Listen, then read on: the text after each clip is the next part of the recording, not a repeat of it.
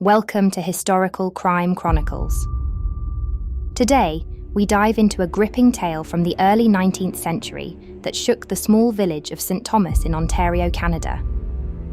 It's 1824, and a settler's ox has mysteriously vanished. Amid the frantic search, the hide of the stolen ox is uncovered, casting a dark shadow of suspicion over Richard Carr, an Irishman residing in Victoria. Despite his innocence, Carr is found guilty and is sentenced to hang. As the fateful day arrives, the vicar's intervention leads to a last-minute reprieve at the gallows, sparing Carr's life. Join us as we unravel this tense and harrowing story of injustice.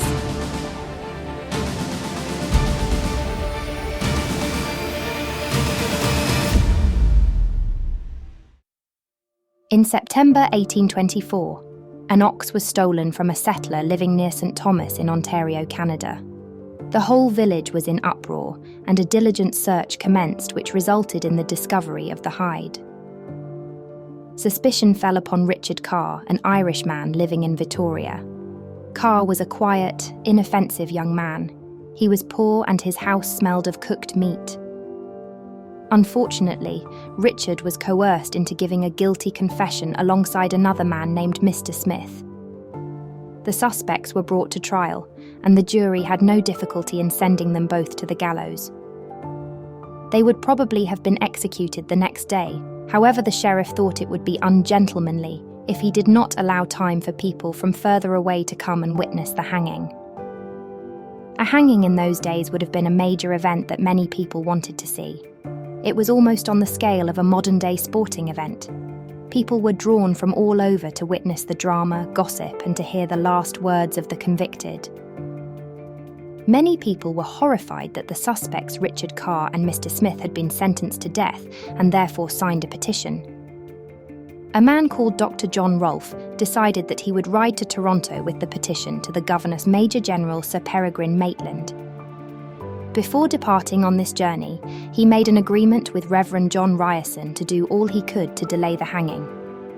The gallows were erected near the spot now occupied by the enclosed stairway leading to the front entrance of the Baptist Church in Victoria. It was made of heavy timbers about 10 inches square. When the frame was completed and the holes dug, the workmen were unable to raise it. Several spectators were standing about and the sheriff called for help, but no one responded. United in their cause, the villagers supported Dr. John Rolfe and the Reverend John Ryerson in their efforts to save Richard Carr and Mr. Smith. They had signed the petition as they believed that the sentence was too severe and unjust. This shared belief fueled their reluctance to participate in the grim task of erecting the gallows. However, there was only so much they could do in protest, and their refusal to build the gallows did not last long.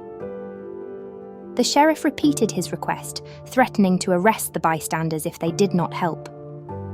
Dr. Munro then stepped forward, reluctantly followed by others.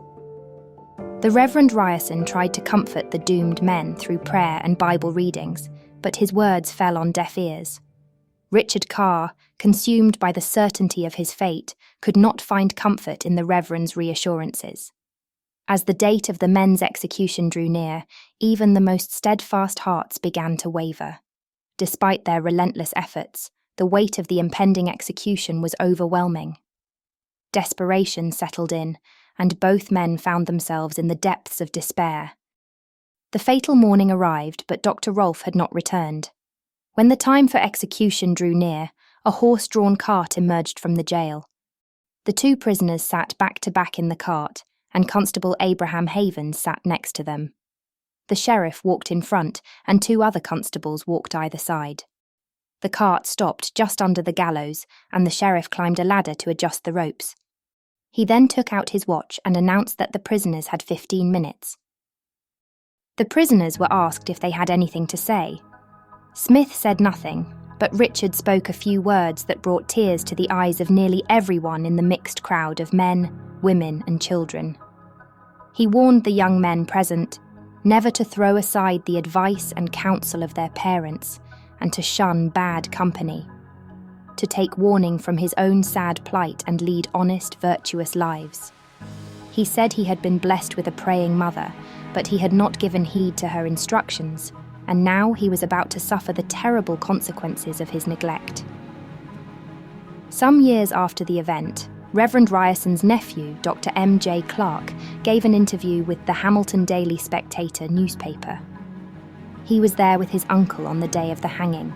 Dr. Clark said that Elder Freeman came forward and offered up a prayer, followed by the Reverend John Ryerson, my uncle, who got down on his knees and began the longest and most remarkable prayer on record. His voice was low, purposely, for he wished to husband his vocal strength. He prayed for about 20 minutes without creating remark, for long prayers were not as distasteful then as now. When he entered upon the second half hour, great restlessness was manifested. The sun poured down on the uncovered heads, and many did not hesitate to say aloud that they were getting too much of a good thing. The murmurs rose higher and higher, but Uncle prayed on and on without ceasing. An hour passed and he was still on his knees. There was now no relevancy in his appeal. He uttered merely words and disconnected phrases to consume time. The muscles of his throat contracted, his tongue was dry and clave to his mouth, and his voice was husky, but he prayed on, the words falling without meaning on his hearers. He told me later that he did not know what he was saying, and that the only real prayer uttered in all that time was a silent one composed of 4 words: "God hasten Rolf's footsteps." At the end of an hour and a half there was quite an uproar, and the discontent had almost become a riot, when a voice cried, "Here comes Dr. Rolf!" My uncle did not hear or heed the new tumult that now arose, but he prayed on, becoming weaker each moment. Soon the horseman approached near enough to be recognised, and the doctor dashed up to the very foot of the scaffold, scattering people right and left. He was too weak to speak or move, but a man in the crowd, snatching a document from his hand and mounting on the back of a horse, shouted, "Reprieve! Reprieve!" It was so, and this is how Carr and Smith were saved. The sheriff then ordered the constables to take the prisoners to the jail. The document was from the lieutenant governor who had granted a reprieve for 3 months. The governor at the time was Major General Sir Peregrine Maitland, who had previously been in the Battle of Waterloo. After seeing the petition and listening to the circumstances, he also considered the sentence to be extreme. The governor's initial reprieve was about to come to an end, but before the time expired it was renewed for another 3 months. At the end of this time they were pardoned upon the condition that they immediately left the country and never returned. When the good news was communicated to the prisoners, Mr. Smith took his departure at once, but Richard refused to go. He said he was guilty and deserved punishment, and that he would never be better prepared to die. The next day the poor fellow was forcibly removed from the jail and was never heard of after that. After surviving the gallows, nobody knows what happened to Richard Carr. However, we do know that he managed to live into his 80s and spent many years in Erie, Pennsylvania, where he eventually died in November 1888. 2 remarkable men came together that day in an extraordinary act of bravery and compassion, and their efforts paid off with a legal reprieve. Dr. John Rolfe was not just a physician. He was a lawyer and a political figure and was dedicated to serving his community in every way he could. His office in Victoria was a place where he practiced law and medicine together. He was elected as an alderman to Toronto's first city council and died on the 19th of October 1870, aged 77. The Reverend John Ryerson was a devoted Methodist minister and dedicated his life to the Christian faith. He was ordained as a deacon in 1825 and rose to become the president of the Wesleyan Methodist Church in Canada in 1843. He died in 1878, aged 78.